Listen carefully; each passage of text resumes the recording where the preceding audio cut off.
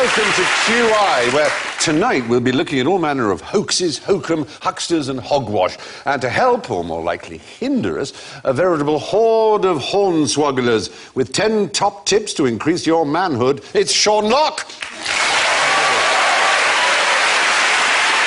And joining him, the esteemed president of the Bank of Nigeria, Danny Baker!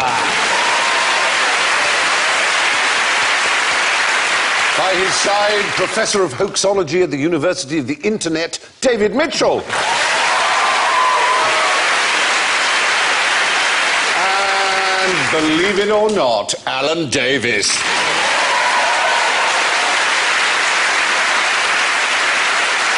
Now, in keeping with our theme tonight, one of our buzzers is a hoax. So see if you can tell me which one of these buzzing calls is not the mating call of a deer. Sean goes. Danny goes. David goes. And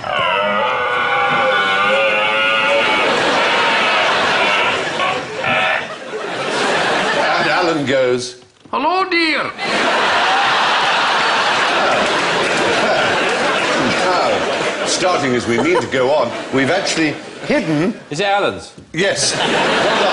It was Danny's. I was going to say Danny's right up to the... Right at that last moment. Now, listen, you've got hoax cards here, little jokers to play, because in keeping with the theme, there will be one question which is a hoax. Thank you. And you play your hoax card and you get extra points. If you play it and it isn't a hoax, you lose points, but don't have your hoax cards unspent at the end of the game. What happens? Well, I'm not going to tell you. But it may be more than once. You could possibly know.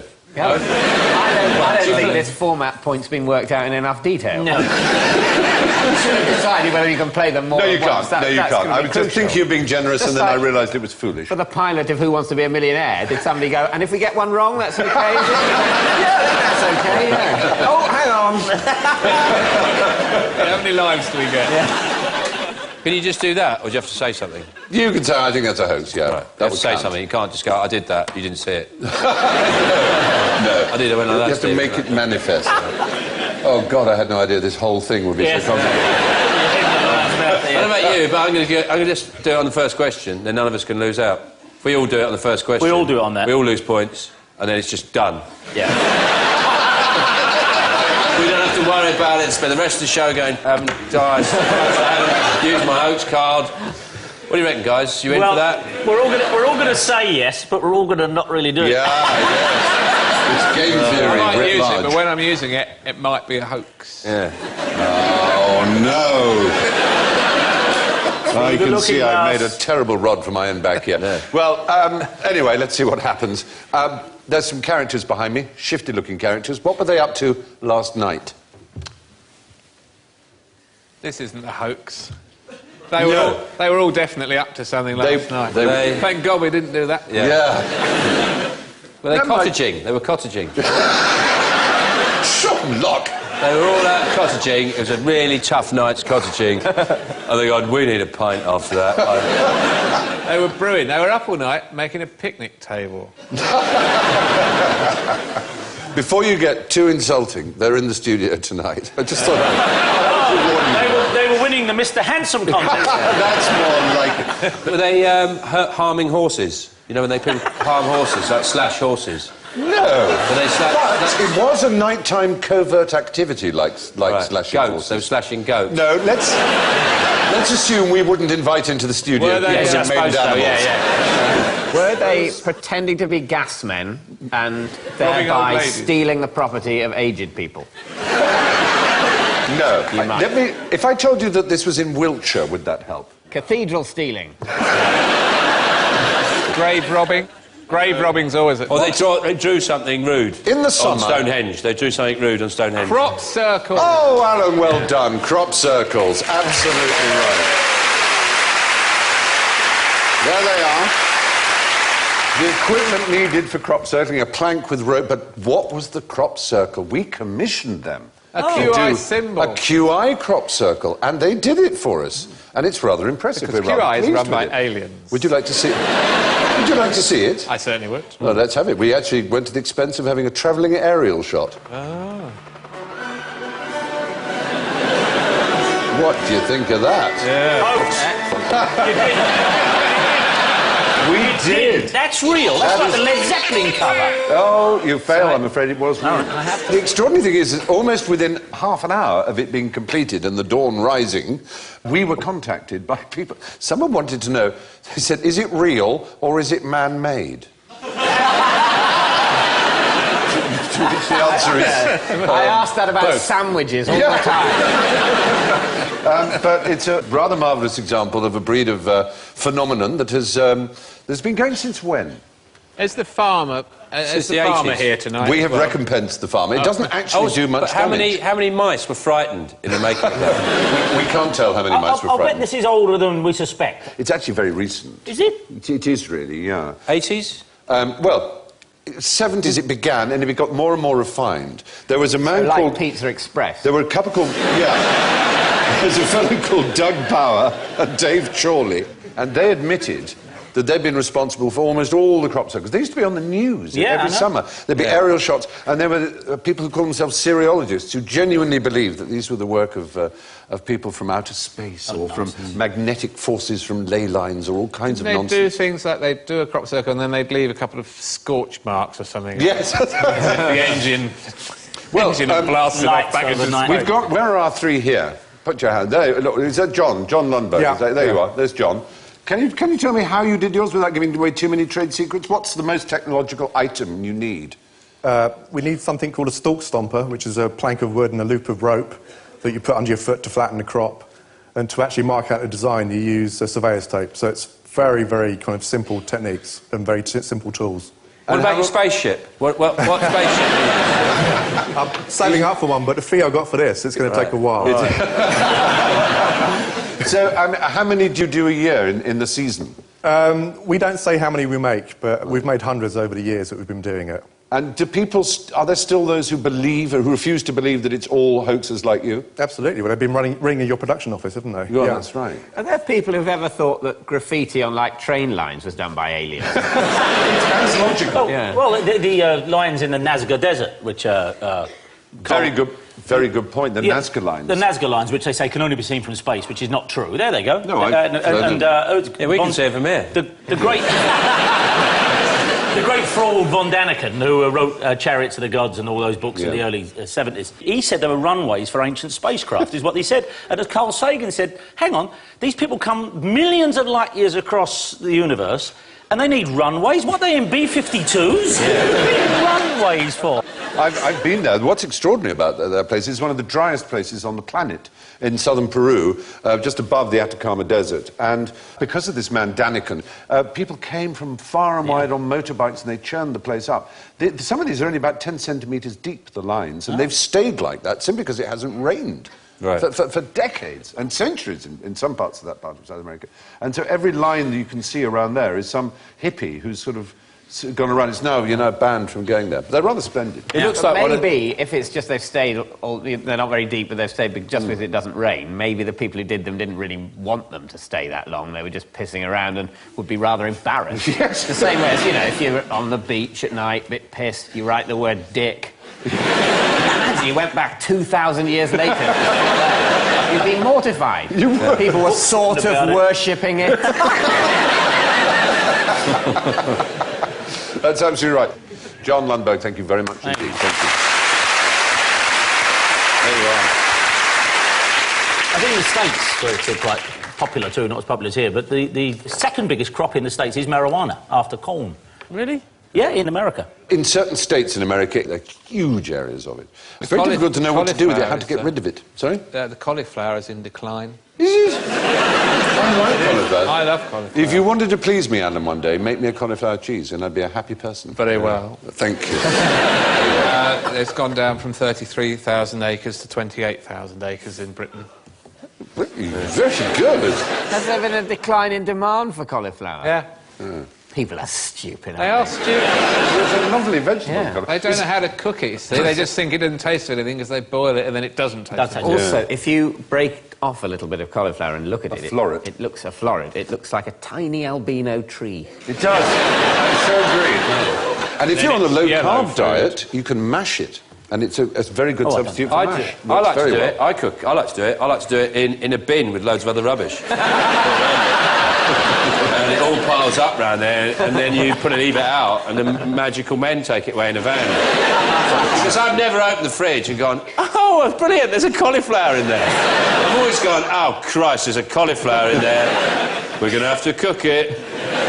There's always the bin. That's how I react to a rat. Yeah. Oh, Christ, we're going to have to cook it. I do like it, but it's a pain. Right. Pain in the neck, isn't I don't think I've ever seen how it grows. Is it? It is. Is it the centre of a plant or something? You don't What a just cook cauliflower. it. You are cook an it urban twice. boy. Can we have one You have to cook conversation it rather twice. than three? You have to cook it twice, though. You have to cook it twice. No, you don't. Cauliflower, you can't just cook it. You have to cook it twice. You have to cook it, boil it, and then you put it in another dish and cook it again with the sauce. It's a nightmare. It's like such a demanding vegetable. I just want so much. It's all about time. I want to spend time with you before you eat it. Well, thank you, Nigella. Anyway, yes, far from being proof of a more intelligent life form, crop circles can be made using a plank of wood, some rope, a hat sometimes, a couple of coat hangers, that kind of thing. But conversely, would you believe that they put a man on the moon? Who?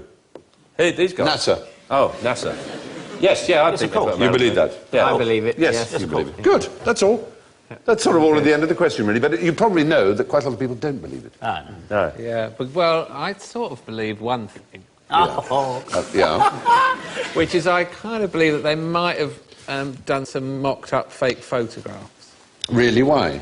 Because I was shown... Someone convinced me of it. Yeah. by talking about the angle of light and the shadows on the moon and all that stuff. But then I did an advert with Patrick Moore, and I said, so, Patrick, did they land on the moon? And he looked so annoyed with me. Yeah. Actually, he explained to me how he had helped map the moon for NASA, and he'd spent years on the project, and the landing site was partly his idea, and if I ever spoke to him again, he was going to be sick in my eyes.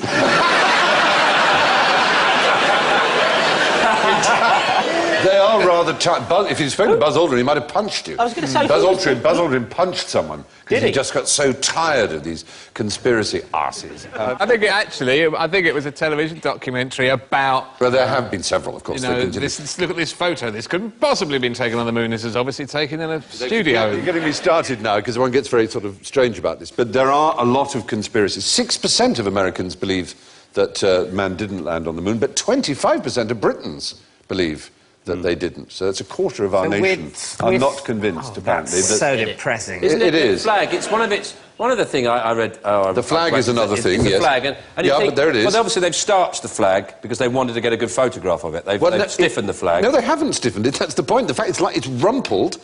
There's no breath of wind out there, obviously, because you're in space, which is, as it were, a vacuum.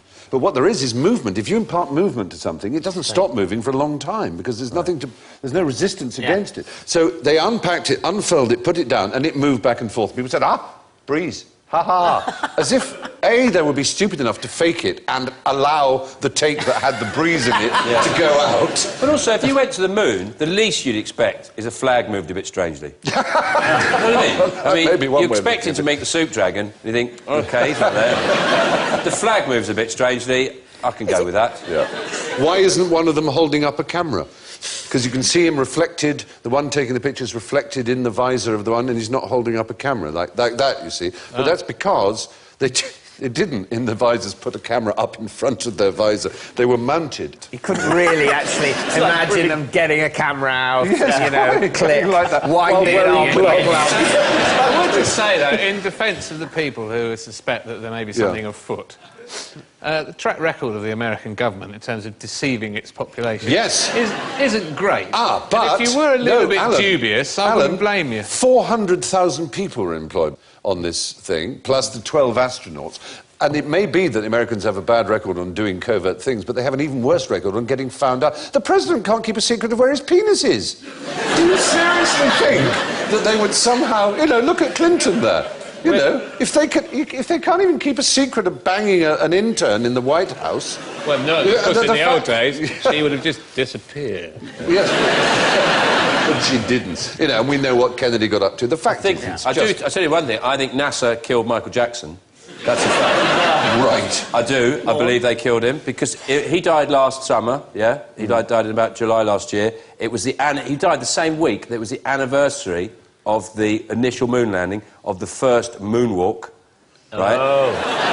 They resent the fact that any time anyone puts moonwalk into Google or anything, it comes up with him sliding backwards with a hat on, and not the billions they spent going up to do a moonwalk.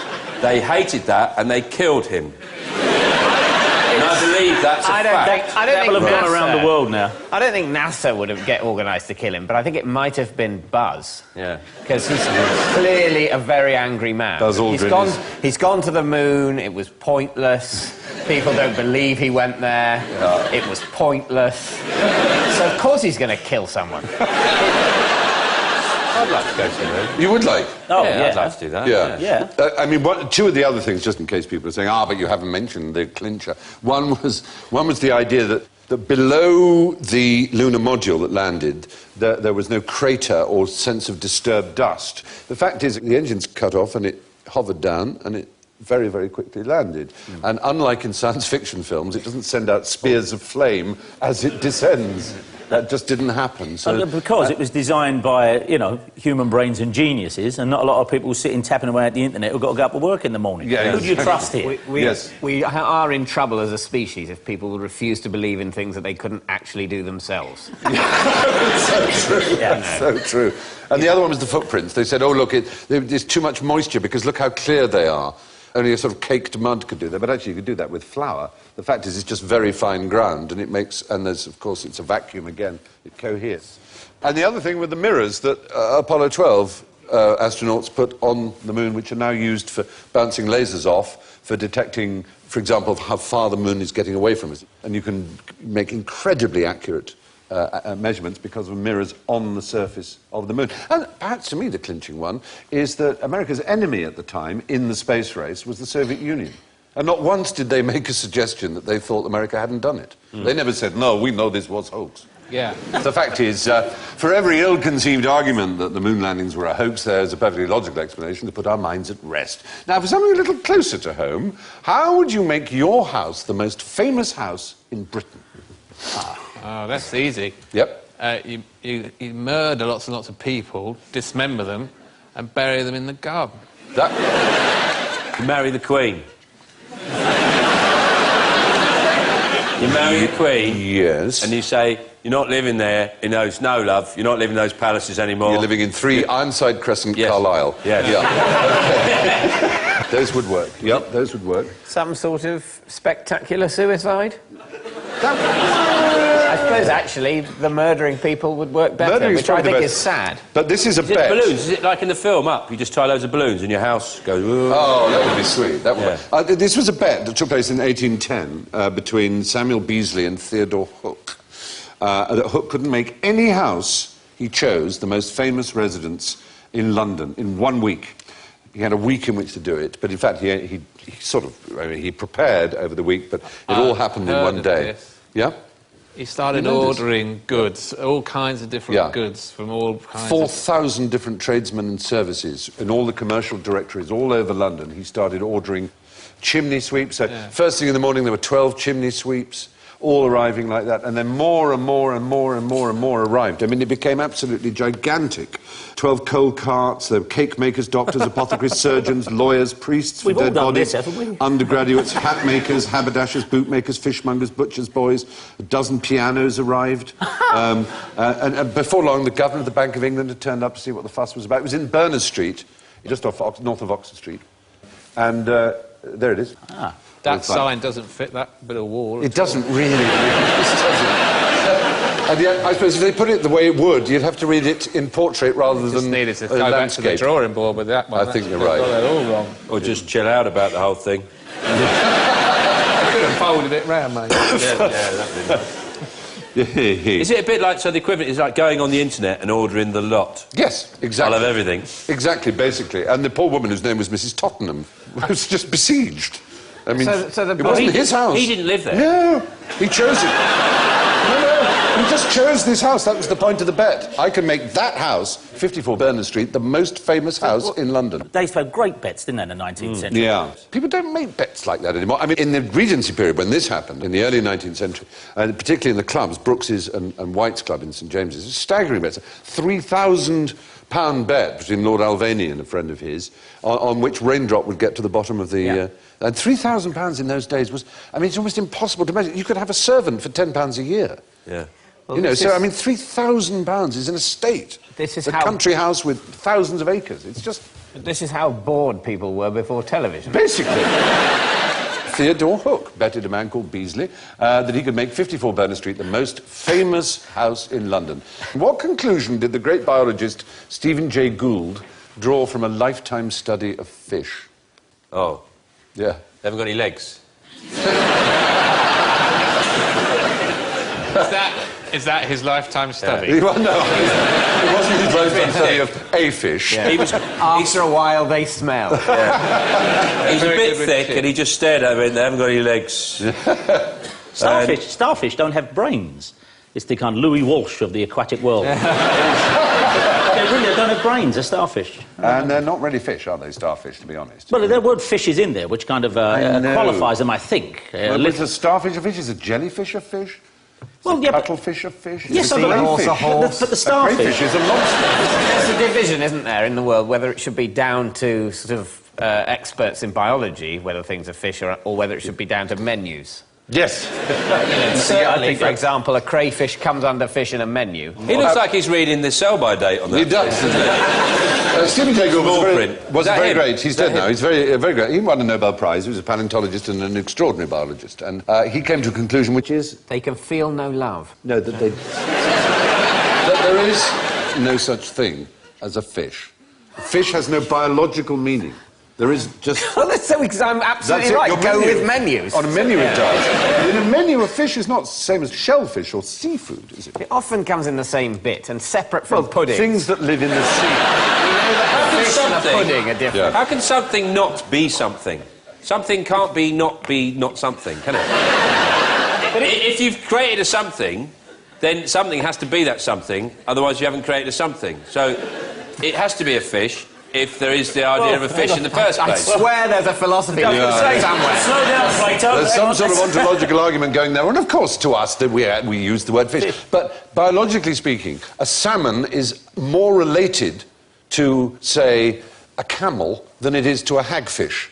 Like, there are lots of things that fly, like a bumblebee flies, a vulture flies, and there are flying lizards. They're not all birds. No. But we call things that swim in the sea fish, and actually, biologically, evolutionarily, they have absolutely nothing to do with each other at all. So his life's they're work. more closely related to us than to each other. A friend of mine claims to be allergic to all seafood and fish. Right, yeah. Is that possible? Freshwater as well as seawater. Yes, so everything from a prawn via plankton to a trout is a no-go area, he says, and I think he's just fussy.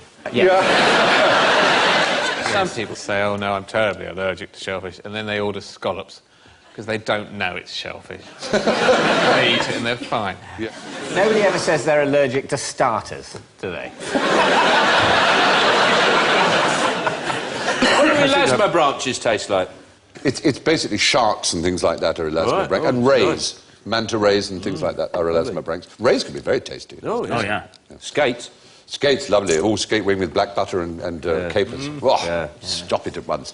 After a lifetime study of fish, biologist Stephen Jay Gould concluded that there's no such thing as a fish. And while we're at it, and under the sea, how many fish are there in this photograph? Well, it's going to be a trick question, by the way. You set that up. Well, given that there's no such thing as... That's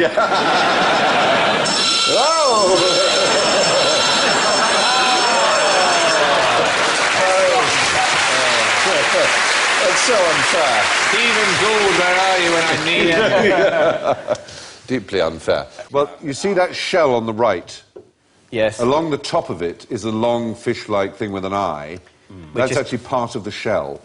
This muscle actually makes a thing that looks like a fish so that another fish comes along and its own parasitic larvae sort of explode into the fish and live in its gills and are sent away and dispersed and grow elsewhere. We've got some film of it. This is it, the two eyes of this thing. That looks like a fish. Whoop, and this puff of larvae go off. To a fish, that looks like it might be a tasty morsel, but it's just bits of flesh that have grown up on the top of the... It's very clever, isn't it? That was just one fish. The other example was of animal mimicry deployed by the broken ray's muscle.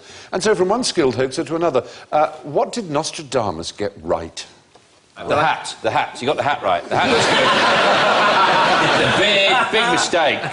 The green coat with the brown hat. It's crazy. The hat looks cool. Who is he? You've not heard of Nostradamus? I've heard of him, but I've just heard of him. I've no idea where he lived. His name was Michel de Nostradame. He lived from 1503 to 1566. He was a Provençal apothecary.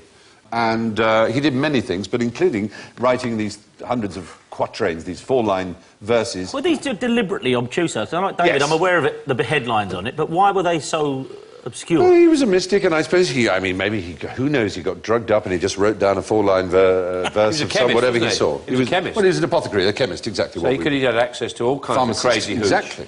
Yeah, so he published a book of essentially gibberish. Yes. A lot of idiots. Because even the people now who've sort of said, oh, that predicts the Hitler or that predicts 9/11, even people would think, well, actually, if you bought that in 1530, that's not good value for money because all the things it's predicting won't happen for ages. And so what it is then is nonsense. But in fact, it's only ever any use to predict something just after the thing's happened. Yes, because then people go, wow, yeah. But one thing he did do that is genuine, and this was the question, is he did a fantastic recipe for cherry jam. Because he read other books, and one of the books he read about was about jams. And his cherry jam recipe, we are assured today, is still as good as it ever was. Really? So that is a thing Nostradamus did that is provably, demonstrably, and repeatably true. He also made aphrodisiac jams made of sparrows' brains and all that sort of thing. But generally speaking, his cherry jam... It's something something he got right. I might make some jam. Yeah. Why not? No, you need fruit. Fruit, sugar. And sugar. Pectin. No, I'm not going to make nice jam. Oh, I see. Fair enough. What sort of jam are you going to make? Horrible jam. Oh, there could be a market in that. Cinnamon stick. Sean's horrible jam. Sean's horrible jam. You don't know what I put in this stuff. It's up to you. It's lottery jam, I call it. Bingo, Sean's bingo jam. It's one jar in every 100. It's amazing. The rest of the time, it's instant vomit as soon as you open it. Anyway, yes, when Nostradamus wasn't predicting stuff, he was very busy compiling a rather excellent collection of jam recipes. Who's the most famous person to have been beaten at chess by a machine? What? Hello? What Do you think that's a massive hoax? Yeah, hoax. Oh! You're wrong. It was entirely true. David's got yours left. No, I did mine now. No. Oh, well. Anyway, it was too late. The question had finished. No. You stopped me. No. So, who is the most famous person who's been beaten by a machine at chess? You get double points if you can mention the name of the machine. Me. Oh. Are you the most famous person? Yeah, I got beaten by a Hoover. Is that right? Yes. And someone just left it on and it moved the pieces around and it still beat me. That's how bad I am at chess. It's the key thing is the question is not most famous chess grandmaster. It could be Marilyn Monroe. It's not a famous chess player then. No, that's very well worked out. I mean, there is Garry Kasparov, the great grandmaster. Deep Blue. Yeah, but that wasn't... The Queen is the most famous person in the world, probably. Did she lose to a ZX-80? This was someone who was more famous than the Queen in his day and was bigger than a Queen, as it were. Had a bit higher rank than Queen. Jesus. No. Jesus isn't really a rank. I would say Jesus. It's a rank. I rank you. It's more famous than the Queen, though. Yes, that's it. You can't handle the truth. Jesus plays chess sounds like an indie band already. It will be. Yeah. Napoleon. Napoleon is the right answer. Do you know what the machine might have been? It was a famous machine in its day. Would it be some sort of kind of clever wind-up automaton? It was an automaton, and it was unbelievably clever. It was called the Mechanical Turk. and the Turk itself was made of machinery. And you would open the doors, rather like a magician showing a trick, to show that it was empty. Though, in fact, there would be a man inside who was a chess master. He would manipulate the machinery such as to make the Turk actually pick up and move the pieces. So it was a genuinely astonishing piece of machinery that unfortunately burned in a fire in 1854. But Napoleon, who rather fancied himself at chess, and of course, being emperor, I dare say nobody ever rather dared beat him, so he was extremely annoyed to be beaten in 19 moves by this machine. Right. So, yeah. And many others were beaten. You might like to know Benjamin Franklin, who was in Paris at the time as ambassador to the newly formed United States. Yeah, he lost as well. What was the deal with it? They were unaware that there was a grandmaster inside. Yeah. Oh, OK. They generally thought it was a machine. Charles Babbage also played it, and he was beaten by it, and he's the father of computing to many people who invented the difference engine. This Maybe, kind of if he'd known there was a man inside, he would never have invented the difference engine. Exactly. But it was the sensation of the age. It was a really remarkable thing. And in about 1989, a magician rebuilt it and sort of redid it. It cost him $120,000 to build a version of it that worked as well. The name of the man who invented it was Wolfgang von Kempelen, who lived from 1734 to 1804. And he did it to impress the Empress Maria Theresa. And it sure did. It impressed everybody. It's rather wonderful. The Mechanical Turk. A manned automaton that beat Napoleon at chess, amongst other people. Now, what's the best way to give a squad of American soldiers the screaming heebie-jeebies in a plane? Snakes. Snakes might do it. It's a pretty good way. The point is, suppose you want to research people panicking. Is this a cash prize? Is that it? It could be. Well, that when they were trying to test, you know, how can we test the evacuation procedure? Yeah. So they'd get people in a plane and turn the lights off and do some fake smoke, but it's obviously not crashing. And so now everyone evacuates, and it happens in a very orderly way. When this actually happens under, you know, situation of real jeopardy, it's a massive fight and loads of people die. So, in order to properly, fake the conditions of jeopardy, they say, OK, the first one that gets out gets $20,000, and then suddenly everyone's panicking and screaming, and it's like there's a real... Actually, that would work brilliantly, but because they're soldiers, you don't have to do that. Because they're soldiers, they do... Basically, you can just do what you like with them. So what you do is you hoax them, you put them up in a plane, and you get the pilot to shut off one of the engines and act very well, going into a hell of a panic. So that the soldiers genuinely think they're going to die. And then you give them forms to fill in, because what you're interested in is how human beings respond under extreme stress. And the forms are basically, who do you want to leave your money to? Fill in these forms. You've got like sort of 20 seconds. And you won't be surprised to learn that people are crap under those conditions. And they just write drivel and they're no use at all. What was the point of doing this? I don't see anyone's learned anything from that experiment. It just seems to be unnecessarily cruel. Yeah, you learn how people respond under genuine stress. I know you may say... they panic and they shit themselves. I think I'm going to play my Joker about that. Oh, no. So sorry. Jarvis's jam was about that. I don't know why experiments remind me of, elbow licking, humans licking their elbow. Yeah. Can a human lick their own elbow? No, can't be done. Can't be done. Oh, hello. That's interesting. OK. Because you got some points a few times ago when you were here saying... that the very first show. It was actually the very first show. Did you know that it's impossible for a human being to lick their elbow? We have someone in the audience. Would you like to put your hand up? Who can lick their elbow?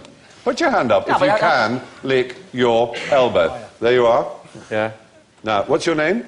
Selena. Selena. Yeah. Selena is now going to, I'm afraid, have some points deducted from you, Danny Baker, by licking her elbow. I'd said a human being, not some kind of freak. As you can see, she's a charming human being. Can't do it. Let's have a look. That is a woman licking an elbow. There you go. You can see that, ladies and gentlemen. That's brilliantly done. Is there a reason for this? Can you do both together? Is there a reason for it? Have you always been able to do it, or just you dropped as a child or something? Yeah. You can just do it? Yeah. I'd have it looked into. It's not right. It does mean that we will have to deduct some points from you. Oh, well, on the repeats, I look forward to that on Dave. Before it starts, the following programme has an erroneous score. Well, you like to get these things right. In 1962, the US Army devised a series of experiments that put the fear of God into soldiers to test their form-filling skills under stress. But enough hoaxes. It's time for some real general ignorance. So, fingers on buzzers, if you please. Are there hoaxes in, How can you tell? general ignorance? No. There's no... with the joke on. We've None missed whatever. the hoax, haven't we? We've missed it. We've missed it. You will find out. How can you tell if someone is lying? Hello, dear. They get sweaty palms, the pulse starts racing, they get heartbeat goes faster, the sphincter, if you clench up your sphincter... Let's just suppose that you haven't got a finger on their sphincter and that you aren't holding their hand. Yeah. What they've said turns out not to be true. Yeah. Yay! That's how you can tell they have lied. That doesn't work either. It might be that they thought it was true, and they were just idiots. Yeah. And it only tells you they have lied. It doesn't tell you they are lying. How about if they begin the sentence with, the Liberal Democrats have a lot in common with us? Very good. Hello, dear. They work for the state. Oh, is there a bitterness behind that? No, it's just an observation. Is it something physical? It is, but tactile. Is it the point thing? you can't touch them. And I fear klaxons. But is it something about whether when they're just about to think about it, they look up left instead of up right, or up right instead of up left, or something like something to do with their eyes? Yes! You were right to fear klaxons. Yeah. Is it... I think I know what it is. Embrace the klaxon. It's just before they deliver the crucial detail, they go, yeah, well, it's about... Ooh... la, la, la, la, la. About 10. About 10, I reckon. I mean... Sean, you are more right than David by a long way. The point is, it's very hard to see if someone's lying. There's nothing in the body language, nothing in the face, nothing in the eyes, nothing in the nose touches, all those things that people think are to do with it.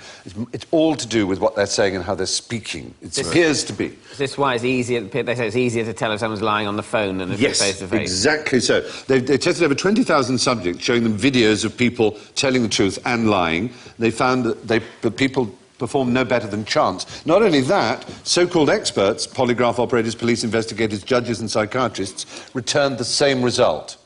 But if you do it just on sound alone, people are much more accurate. About 73% accuracy at listening to lies. So the thing to do is shut your eyes. Is that man going to shoot him? It's a very early polygraph. It does look, it does look rather bizarre, doesn't it? Right. I guess it's a murder suspect. Wrong. Presumably that means it's easier to dupe the deaf than the blind. which isn't what you'd think. No, it isn't. No, it's true. Having said all that, there is a Dr. Ekman, who's a leading researcher, who claims that 50 out of 20,000 people do have a natural ability to detect lies by actually looking at expressions. And these are very, very few people. He named them the truth wizards, and they're apparently able to read micro-expressions that last milliseconds in ways that others aren't. So, there you are. The truth is that most people can't tell if you're lying, but they'll have a better chance if they focus on your speech rather than your body language. What's the one thing you know for sure about oranges? They're orange. They're orange. Oh! That was the problem. Well, red ones, and most of them aren't orange, in fact. I know they are. Most of the ones in the supermarket are, but they have to make them orange a lot of the time. In the southeast, in warm countries, oranges are actually green. And they can see how green they are. The interior part is orange, and juicy and lovely. But supermarkets tend to use an lethal gas to degreen, as they call it, to take the chlorophyll out, because we shoppers prefer to see an orange skin. I'm a sucker for when they have variations. No, me too, I like it, but most punters, it seems, would like their oranges to be... I've worked in orange groves. I've worked in orange groves, and they were orange. Where was it? It was in Israel, in a kibbutz, and I worked in the orange groves, got the sack, fell asleep when I was meant to be mending irrigation pipes. That's not the story. And they were orange. Yes. So they were the little blighters were orange. All of them. There wasn't one little green bugger amongst them. They do grow orange, but in the really hot, humid countries, they're green. And, in desert and in places made up like the kibbutz. Tell you something about oranges. What's it? They're not the only fruit. They're not the only fruit. Good literary remark there. And do you know where the word comes from? What the original word was? It's naranja. Naranja. Which is a Spanish for Spanish for orange. And the original naranja is Sanskrit. And what happened is it does, as words do, it loses the N. So you get an orange, an orange. And we think, oh, that's an orange, must be an orange. But in fact, it was an orange. An orange. It was like a nada was a French snake. say orange, don't they? It should be called a nan-orange. Just an orange would do. An orange. An orange? An orange An juice. orange. An orange juice, yeah. That would do it. Yeah. Well done. So, is it apple? Should be called a napple? No, it doesn't work with apple. It works with something. A napron, for example. A nimper? It was a napron. No, that's silly. But it works with a nada. A nada has now become an adder, but it was originally a nadra. Nada, right. Nadra. And an eek name, your eek name, a nickname became a nickname, but it was originally an eek name. Yeah. What's an eek? What, like? It became a nickname. Right. A nickname is a name you give someone that isn't their real name. Like someone might call you. What was it called before? Eek name. What does that mean, though? Eek name. Where does that come from? That's not a fruit. No. Oh, man. Heaven help us all. Oranges are not necessarily orange, and there's a good case for saying that they started out as greens. What do swimming pools smell of? Children. Probably true. Yep. Well, the answer, I suspect you're looking for... Oh, dear. Is chlorine. Oh! Which they will do if you put chlorine in them. No, you don't smell the chlorine. In fact, if there is that smell that we don't like, the way to get rid of it is to add chlorine. Chlorine reacting with the child's urine. Yeah. The fact is that chloramines are formed by sweat and urine and fecal matter and all kinds of other horrible things in swimming pools added to chlorine. And the way to get rid of them is to add chlorine. So before I get to the business of making up your scores, I should tell you that not one of you managed correctly to identify the hoax, because the idea of the hoax was itself a hoax. There was no hoax.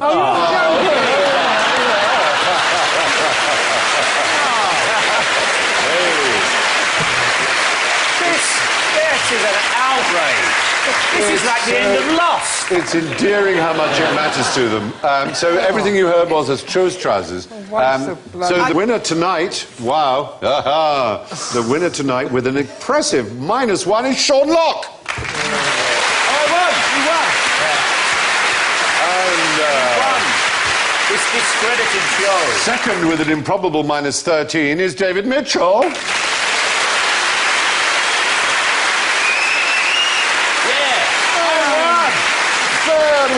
With a pretty good -14, Danny Baker.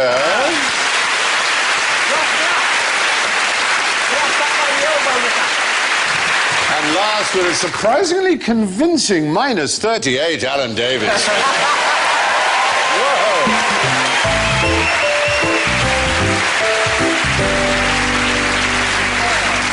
So my thanks to David, Denny, Sean and Alan, and I leave you with this observation from Will Rogers. The trouble with practical jokes is that very often they get elected. Thank you, and good night.